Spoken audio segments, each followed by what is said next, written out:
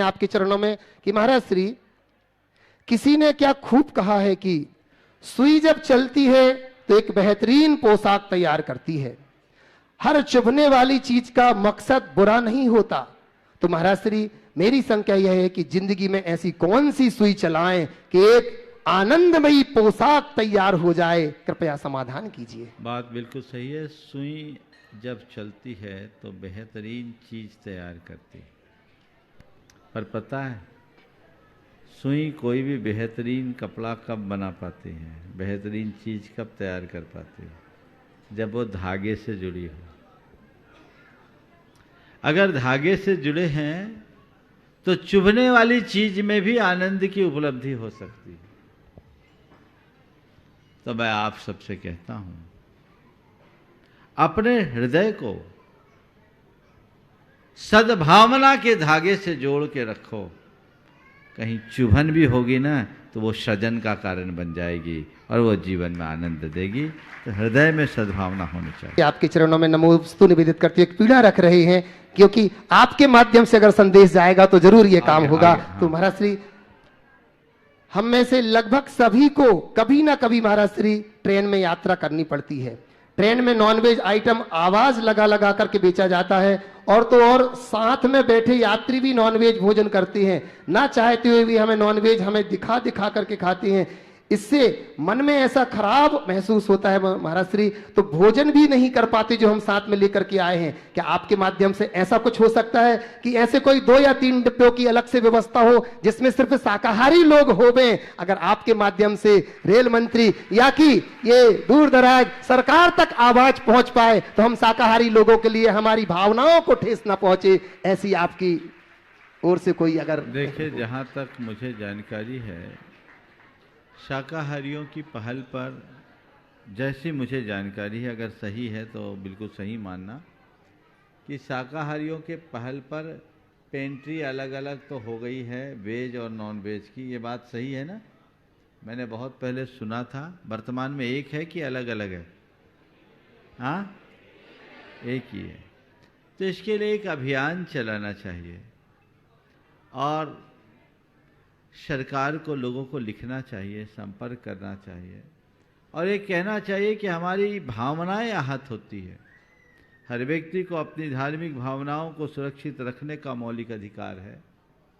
तो पहली बात तो पेंट्री अलग अलग हो और एक ऑप्शन रिजर्वेशन के साथ ये दे दिया जाए कि आप शाकाहारी हैं या गैर शाकाहारी, और उसी हिसाब से उनका सीट अलॉटमेंट हो तो एक बहुत बड़ी बात होगी। इसके लिए जिस स्तर पर प्रयास जरूरी है करना चाहिए। रेल मंत्रालय से संबंध बनाना चाहिए, रेल अधिकारियों से इस विषय में चर्चा करनी चाहिए, सरकार से लिखा पढ़ी करना चाहिए और ज़रूरत पड़ने पर अगर अदालती प्रक्रिया को भी अपनाना पड़े तो अपनाना चाहिए। यदि कोई भी व्यक्ति इस पहल को आगे बढ़ाता है तो एक बहुत बड़ा काम हो सकता है, एक उपलब्धि हो सकती है।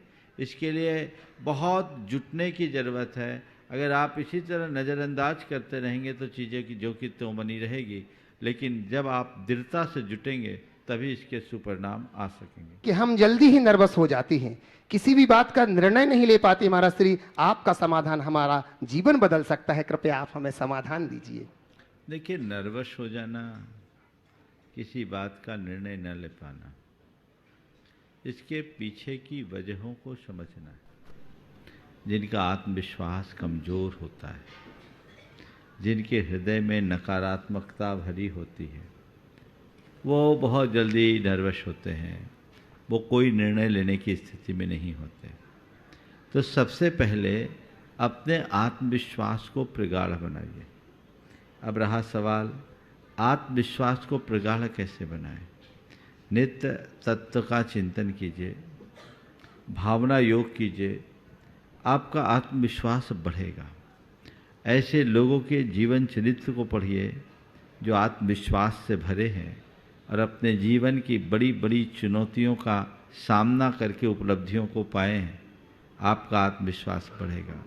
और ऐसे लोगों की प्रवचन सुनिए जिससे आपको मोटिवेशन मिलता हो, आपका आत्मविश्वास बढ़ता हो, और ऐसे लोगों से बचिए जो आपको हतोत्साहित करते हो।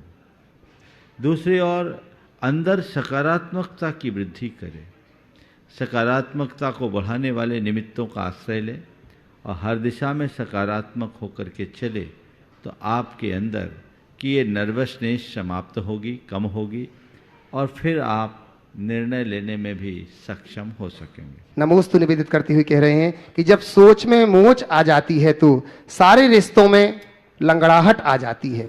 सोच में मोच ना आए इसके लिए क्या उपाय किया जाए, कृपया मार्गदर्शन दें। सोच में मोच ना आए इसके लिए कुछ ना करो, थोड़ी सोच में लोच ले आओ। अगर लोच रहेगी तो मोच कहीं नहीं आएगी और शक्ति रहेगी तो मोच ही मोच है। महाराज श्री को मेरा और मेरे परिवार की तरफ से त्रिबार नमोस्तु नमोस्तु नमोस्तु नमोस्तु। महाराज श्री अगर कोई हमें दुख देता है तो वो अपने कर्म बांधता है कि हमारे कर्मों की निर्जरा करता है, कृपया समाधान कीजिए। और अगर वो कर्म बांधता है तो हम, क्योंकि पूर्व जन्म का तो हमें अभी तक कोई ज्ञान नहीं है, अगर वो कर्म बांधता है तो हमें उसको कब तक सहन करना पड़ेगा? देखिए, कोई हमें दुख देता है, आपका सवाल बड़ा अलग तरह का, तो वो अपने कर्म बांधता है या हमें हमारी कर्म निर्जरा करता है? देखिए, स्वाभाविक है जो दुख देता है वो कर्म बांधता ही है, पर कोई हमें दुख दे तो हमारे साथ दोनों स्थितियां बन सकती है। हम उस दुख को भोगते हुए नया कर्म भी बांध सकते हैं और उस दुख को अपनी कर्म निर्जरा का अवसर भी मान सकते हैं। कोई तुम्हें कितना भी दुख दे, यदि तुम इसे केवल एक निमित्त मानकर नजरअंदाज कर दो तो वो दुख भी तुम्हारे कर्म निर्जरा का कारण बन जाएगा। तुम्हारे हृदय में समता हो तो, और उसकी जगह यदि मन में व्याकुलता हो तो वो उस घड़ी में नए कर्म का बंधौर बन जाएगा। दूसरी बात, हमने किसी को दुख देकर कर्म बांधा तो उस दुख को हमें कब तक सहना पड़ेगा? कर्म सिद्धांत की भाषा में यदि बात करूं तो एक क्षण में बांधा गया कर्म अनेक भवों तक भोगने को मजबूर होना पड़ सकता है, अनेक भवों तक। इसलिए हर पल सजग और सावधान रहना चाहिए। आपके चरणों में नमोस्तु निवेदित करते हुए पूछ रहे हैं कि मैंने जिंदगी से पूछा कि सबको इतना दर्द क्यों देती हो? जिंदगी ने मुस्कुरा करके जवाब दिया, मैं तो सबको खुशी देती हूं, पर एक ही खुशी दूसरों के लिए दर्द बन जाता है। तो हे गुरुवर, हम सबकी जिंदगी में खुशियों से कैसे भरे, कृपया हमें समाधान दीजिए। बड़ा अच्छा प्रश्न है। मैंने जिंदगी से पूछा कि तुम सबको दर्द क्यों देती है? जिंदगी ने बिल्कुल ठीक कहा, मैं तो खुशी ही देती हूं, पर एक की खुशी दूसरे की दर्द बन जाती है। प्रश्नकार ने प्रश्न पूछा है, सबकी खुशी का आधार कैसे बने, यही पूछा ना? तो मैं एक ही बात कहता हूं, अपने सुख में सुखी होने वाले लोग तो बहुत हैं, दूसरों के दुख में दुखी होने वाले लोग भी बहुत हैं। जिस दिन मनुष्य दूसरों के सुखों में सुखी होने का आभास कर लेंगे, उसी दिन दुनिया की स्थिति बदल जाएगी। दूसरी बात, खुशियों की बात अगर पाना चाहते हो तो जीवन के प्रति सकारात्मक हो जाओ और अपने पास जो है उसे देखो, उधर बिल्कुल मत देखो जो तुम्हारे पास नहीं किसी और के पास है। अपनी खुशी देखोगे तो हमेशा खुश रहोगे और अपनी खुशी की तुलना जब औरों की खुशी से करोगे तो हमेशा रोते रहोगे। इसलिए अपने में मस्त रहो, अपने में मगन रहो, हमेशा अपने को अपनी खुशी तक सीमित रखो। नमोस्तु महाराज जी, नमोस्तु महाराज जी, नमोस्तु महाराज जी। सकल दिगंबर जैन खारघर की समाज की तरफ से नमोस्तु महाराज जी। महाराज जी, पहले प्रश्न के पहले मैं जिनवाणी चैनल, पारस चैनल और प्रमाणिक ऐप को बहुत धन्यवाद देना चाहती हूँ, क्योंकि उन्होंने हम लोगों के धर्म में इतने सहभागी बने हैं कि शब्दों में उनकी कृतज्ञता ज्ञापन नहीं कर सकते। महाराज जी, मेरा प्रश्न ये है, जनरेशन गैप के ऊपर है जैसे हमारी पीढ़ी तो हम लोग क्रिया भी करते हैं, उसका आचरण अपने व्यवहार में भी लाते हैं, लेकिन जो हमारे बच्चे हैं वो अधर्म नहीं करते हैं, धर्म करते हैं, लेकिन जब उनको क्रियाओं के बारे में बोलते हैं तो वो हमें कुछ तर्क करते हैं कि देखिए वो लोग तो क्रियाएं कर रहे हैं पर उनके व्यवहार में तो नहीं, आचरण में झलक रही है। तो महाराज जी तब हम थोड़ा स्पीचलेस हो जाते हैं कि हम उनको क्या उत्तर दें। तो इस बारे में आप मार्गदर्शन करिए महाराज जी कि हम उन बच्चों को कैसे समझाएं कि नहीं, क्रिया भी जरूरी है हमारे व्यवहार आचरण में। देखिए, बात बिल्कुल सही है। हर व्यक्ति को अपने रिचुअल्स को फॉलो करना चाहिए, करना नहीं करना ही चाहिए। लेकिन एक बात सदैव ध्यान रखना, धर्म की उपासना जबरदस्ती नहीं होती, अंतरंग की भावना से होती। आज हम युवा पीढ़ी को दोष देते हैं, नई पीढ़ी को दोष देते हैं। मैं आपसे ही कहूँगा, थोड़ा आज से 25-30 वर्ष पीछे जाके अपना चेहरा तो देखिए, आप कहाँ थे? जितने रिचुअल्स को आज फॉलो कर रहे हैं, क्या 25-30 वर्ष पहले आपकी ऐसी स्थिति थी? नहीं थी ना? नहीं थी। तो ये एक स्वाभाविक प्रक्रिया है। वर्कशॉप में गाड़ी तभी आती है जब खूब गच के खा जाती है, समझ गए ना? दच के खाने के बाद ही गाड़ी वर्कशॉप में आती है। नई फ्रेश गाड़ी तो फर्राटे से दौड़ती है। आज ये जितनी नई गाड़ियां दौड़ रही है, उनको ये मान करके चलना है वर्कशॉप ही शरण है। पर शुरू से मेंटेन रखोगे ना तो बार बार वर्कशॉप में आने की ज़रूरत नहीं पड़ेगी, और मेंटेनेंस खो दोगे तो वर्कशॉप में ही पड़े रहना पड़ेगा। मैं युवा पीढ़ी से ये कहना चाहता हूँ, धर्म के लिए कोई उम्र नहीं होती। जब समझ आ जाए तभी धर्म धार लेना चाहिए। ये मत सोचो कि मैं 40-45 का होऊंगा तब जाकर धर्म करूंगा। जब जागे तभी सवेरा, अभी से करो। लेकिन हाँ, मैं अपने बड़े लोगों से जरूर कहूंगा कि आप अपने बच्चों के लिए प्रेरणा मत दीजिए, बच्चों के रोल मॉडल बनिए। कितने अभिभावक हैं जो अपने बच्चों के रोल मॉडल बनते हैं? ऐसा अपना जीवन जिए कि देख के लगे कि नहीं, मेरे पिता जितने धर्मी हैं, मेरी माँ जितनी धर्मी है, मुझे वैसा ही बनना चाहिए। क्योंकि वो धर्मी होने के बाद बड़े शांत हैं, सहज हैं, आनंद में, उनसे मुझे प्रेरणा मिलती। मेरे संपर्क में एक युवक है, वो धर्म से जुड़ा, बहुत अच्छे से जुड़ा। मैंने पूछा, तुम धर्म से कैसे जुड़े? बोले, मैं अपनी माँ को देखकर। मेरी माँ धर्म के नियमों को पालती है और खुश रहती है, और महाराज जितने अप डाउन्स होते हैं उसमें भी बहुत शांत रहती है। मुझे उनसे बहुत मोटिवेशन मिलता है। महाराज, मैं अपनी माँ को माँ ही नहीं, अपना गुरु भी मानता हूँ।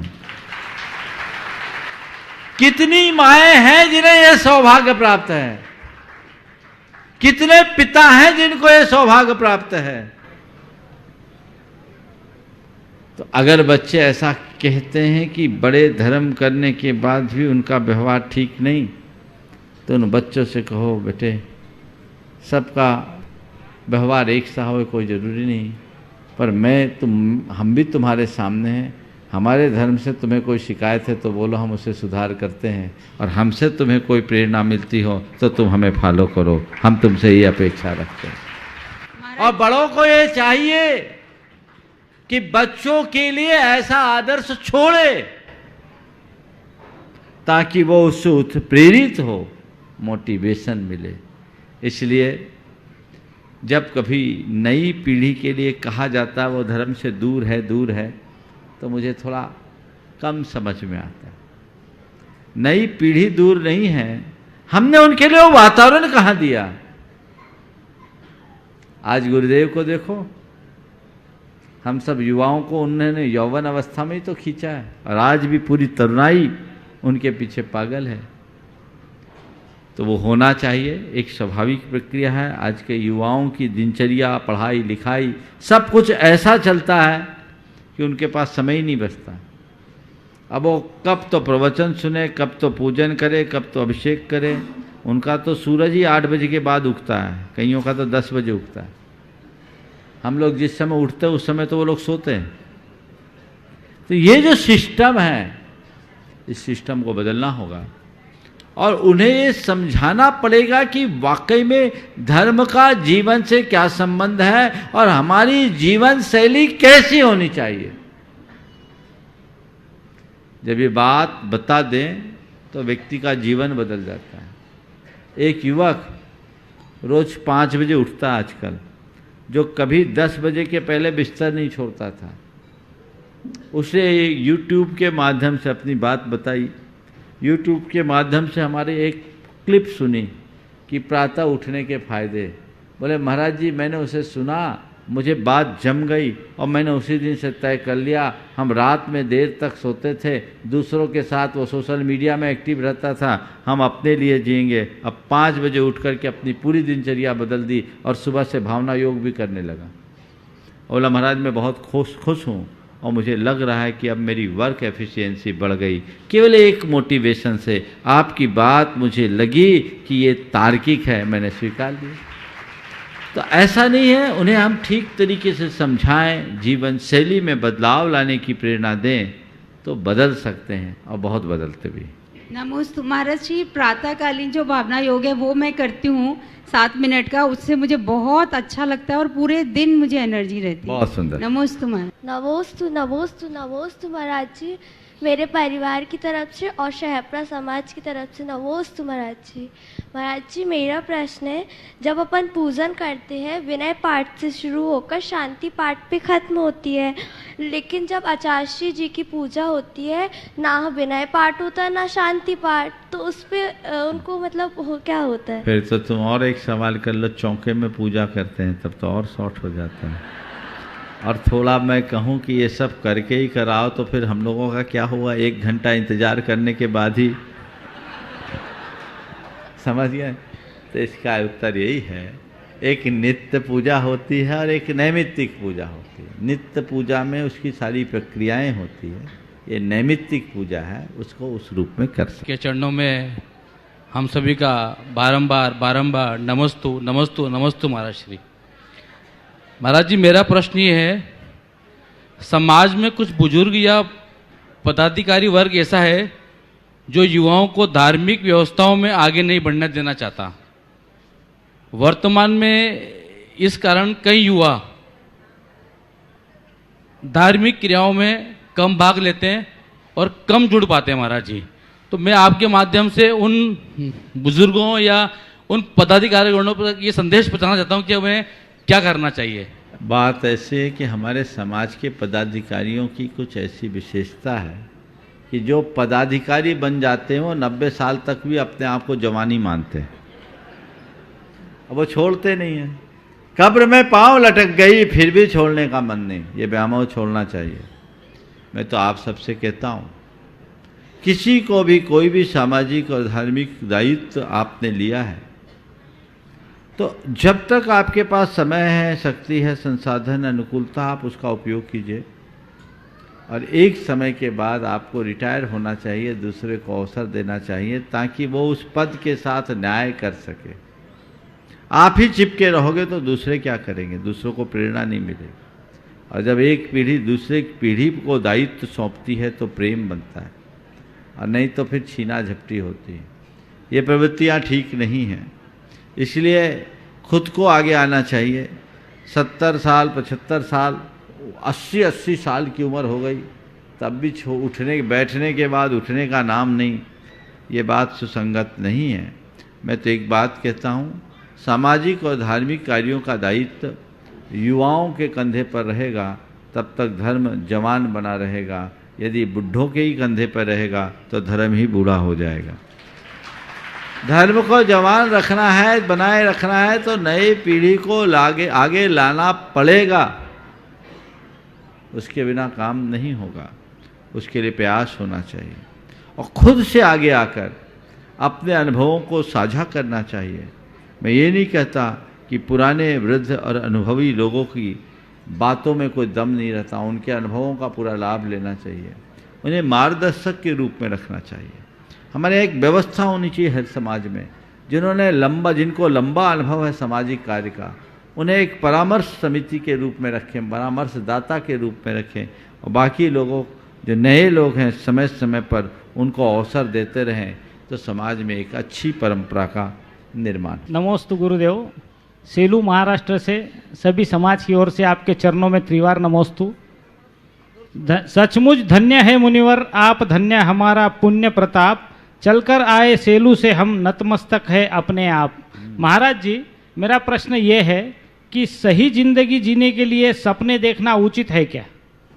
और अगर सपने देखना है तो मुझे सही जीवन जीने के लिए कौन सा योग और करना चाहिए और क्या करना चाहिए, उसका समाधान कीजिए।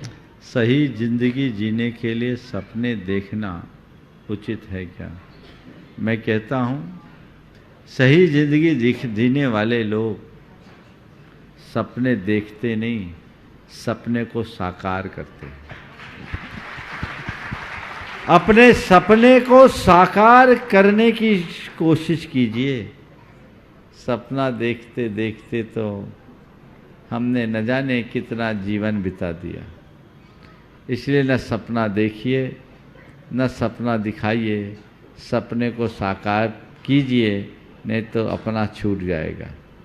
आपने पूछा उसके लिए हम कौन सा योग करें। मैं तो आपसे कहता हूँ भावना योग कीजिए, उसमें सब समाहित है, सारी चीज़ें आपको अपने आप उपलब्ध होगी। नमोस्तु महाराज जी, नमोस्तु महाराज जी, नमोस्तु महाराज जी।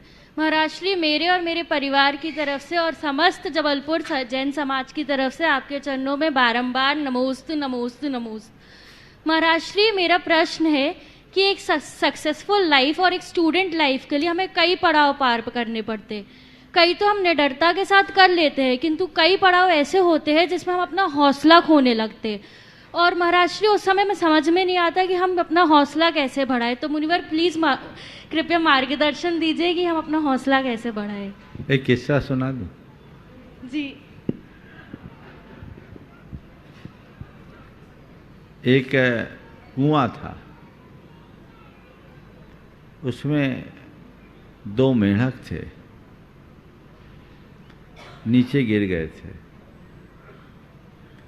सब मेंढक उसे बाहर निकलने के लिए बार बार कह रहे थे कि तू आजा आजा आजा।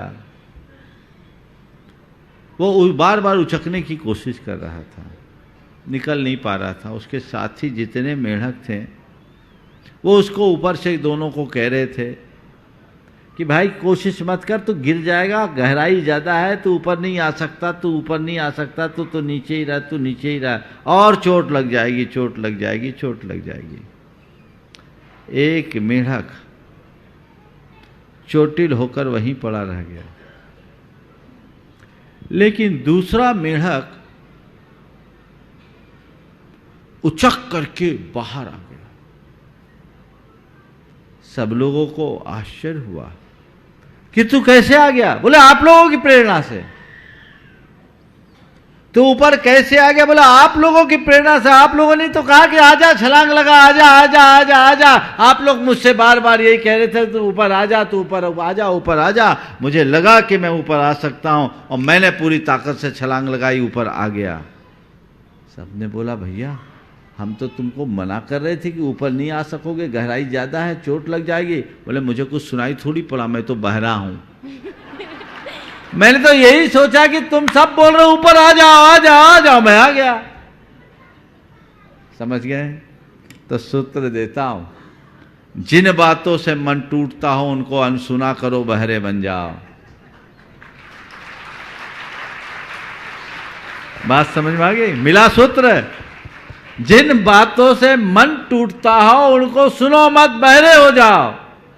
और जो तुम्हें इनकरेज करते हैं उन्हें आगे अपना लो, जीवन अपने आप आगे बढ़ेगा। फिर हमें किसी से हौसला अफजाई कराने की जरूरत नहीं पड़ेगी। एक गुरुवार 2 मुनिराजों के लिए मेरे परिवार का व मेरी समाज की ओर से आपको बारंबार नमोस्तु नमोस्तु नमोस्तु। गुरुदेव, मैंने आपके गुरुवार के मेरा प्रश्न है कि मैं आपके मुख से व सारी समाजों के द्वारा जो कहा जाता है कि धार्मिक रहो तथा हमेशा अरहंत नाम या राम नाम जपते रहो, परंतु गुरुदेव आज से करीब 40 साल पहले आचार्य श्री का चतुर्मास 79 में थुबोंजी में हुआ था। उस समय वहाँ से बिहार करते हुए आचार्य श्री सहराई आए थे कस्बे में, तो वहाँ उन्होंने एक सूत्र दिया था कि राम राम श्याम श्याम इस रटन से विश्राम, रहे न काम से काम मिले तब आत्म राम। तो गुरुदेव एक तरफ कहते हैं कि राम राम जपते रहो, उससे कोई फायदा नहीं है, एक तरफ कहते हैं ये विरोधाभास, इसके लिए मार्गदर्शन दीजिए गुरुदेव। देखो, दोनों बातें अपनी अपनी जगह सही है। जबान पर औरों का नाम न चढ़े इसलिए राम का नाम लो, भगवान का नाम लो, लेकिन अपनी आत्मा के साथ संबंध जोड़ना है तो आत्म राम का ध्यान करो। बाहर रहो तो राम है और पूरी तरह भीतर जाना है तो आत्मा राम है। नमोस्तु महाराज जी, मैं और मेरे परिवार की तरफ से नमोस्तु महाराज जी। महाराज जी, शेर बहुत ताकतवर होता है लेकिन वह हमेशा गुफा में छुपकर रहता है, जबकि गाय सामान्य ताकत रखती है लेकिन आराम से गली मोहल्लों में विचरण करती है। मेरा प्रश्न यह है, ऐसी ताकत का क्या फायदा जिसके कारण हमें छिप कर रहना पड़े? कृपया समाधान करें। बात बिल्कुल ठीक है। ऐसी ताकत का क्या फायदा जिससे हमें छिप के रहना पड़े? आपके सवाल में दो बातें आई है, एक तरफ शेर है, एक तरफ गाय, और दोनों प्राणियों के साथ जुड़ी हुई विशेषता ही इस प्रश्न के उत्तर की भूमिका बनाती है। शेर के साथ शौर्य तो है पर क्रौर्य भी है, क्रूरता भी है, और क्रूरता मनुष्य को छिपाती है। और गाय के साथ शौर्य भले नहीं है पर उसके हृदय में वात्सल्य है। वात्सल्य हर प्राणी को प्रासंगिक बनाए रखती है। अपने जीवन को आगे बढ़ाना चाहते हो तो शेर की तरह क्रूर मत बनो, गाय की भांति वात्सल्य की धनी बनो। देखो जितना जीवन कितना महकता है, कितना आनंदित होता है। महाराज श्री आपके चरणों में पूरा कोटा जैन समाज और पूरा मैत्री ग्रुप की तरफ से बारंबार नमोस्तु नमोस्तु नमोस्तु। महाराज श्री मेरी एक शंका है, शंका तो नहीं है,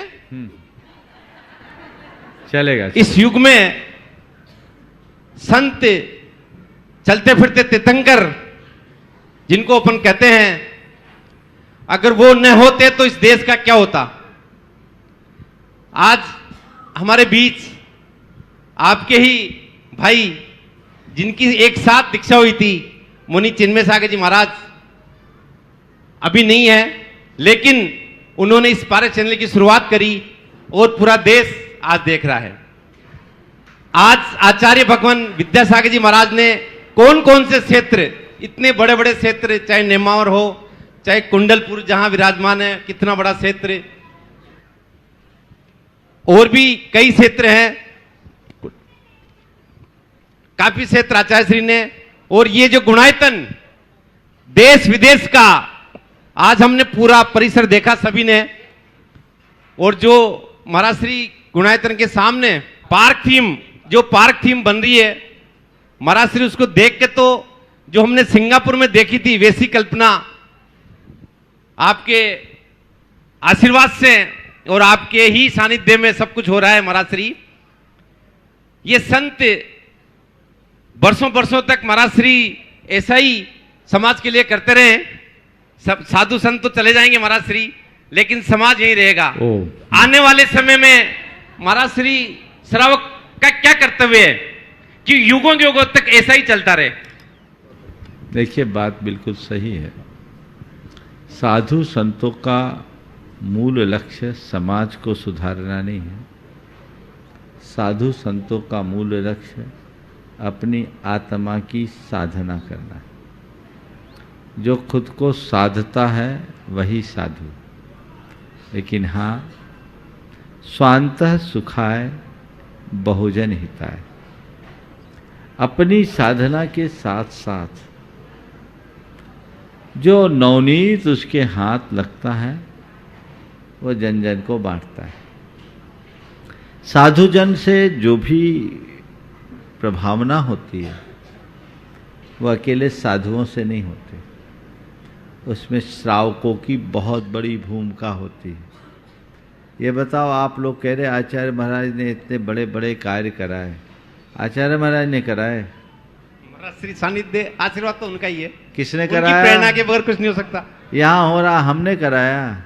करने वाले तो सब हैं, देखो, और सब देख रहे हैं। हम साधु संतों का काम केवल प्रेरणा देना है और समाज का काम है उस प्रेरणा के अनुरूप अपना काम करना।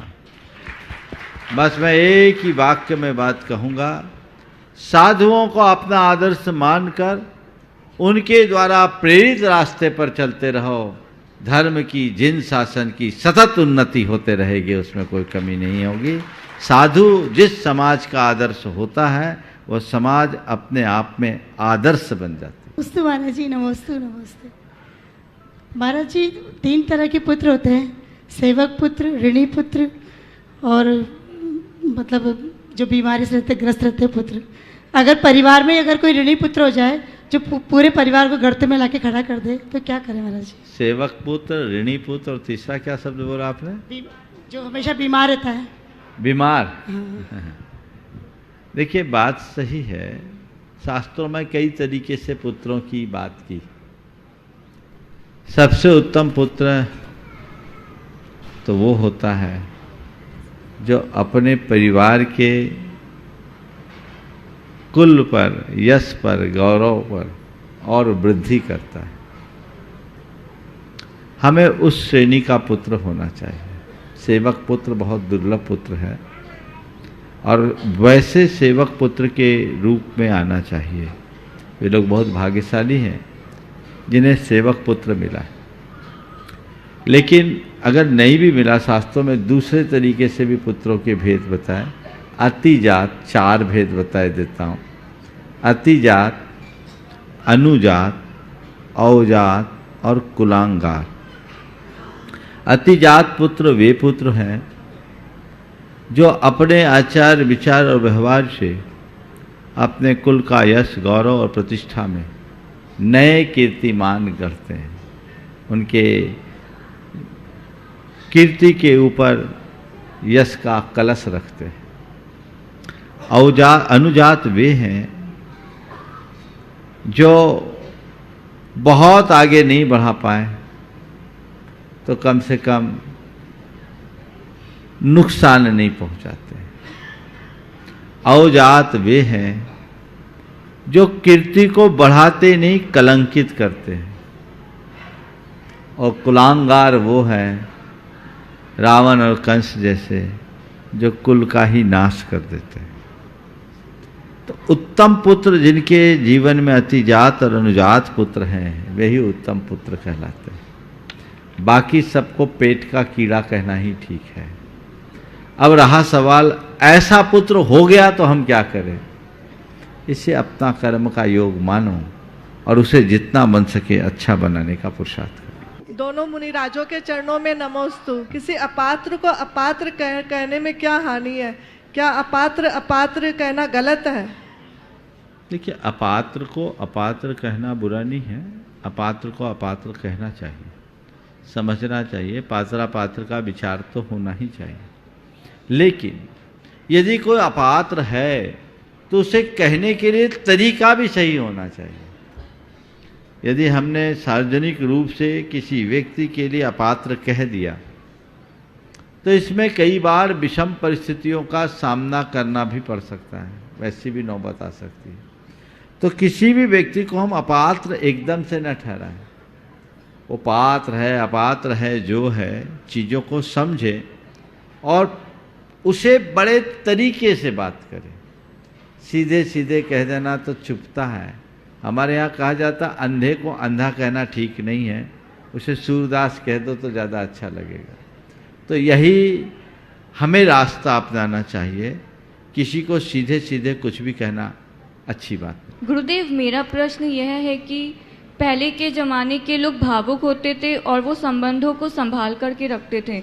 बाद में लोग प्रैक्टिकल हो गए और संबंधों का फ़ायदा उठाने लग गए, और आज के लोग प्रोफेशनल हो गए हैं। यदि उन्हें फ़ायदा नज़र आता है तो ही संबंध बनाते हैं। तो ऐसे में गुरुदेव, हम प्रोफेशनल और प्रैक्टिकल टाइप के लोगों से अपने आप को कैसे बचाएं, कैसे जागरूक करें तथा उनकी पहचान क्या है? नमोस्तु गुरुदेव, नमोस्तु। प्रैक्टिकल और प्रोफेशनल लोगों से हम अपने आप को कैसे बचाएं और उनकी पहचान क्या है? देखिए, ये सब चीज़ें व्यक्ति की सोच पर निर्भर होती है। कुछ लोग हैं जिनकी सोच बड़ी भौतिक होती है, कुछ लोग हैं जिनकी सोच व्यवहारिक होती है, कुछ लोग हैं जिनकी सोच व्यावसायिक होती है, और बिरले लोग हैं जिनकी सोच आध्यात्मिक होती है। हम उनकी सोच को परखने की कोशिश करें, जिनकी सोच हमें सही समझ में आ जाए हम उनको फॉलो करें। महाराज जी, मेरे जैसा यात्रीगण लेके आने वाले बहुत सारे संघ यहाँ पे आते होंगे।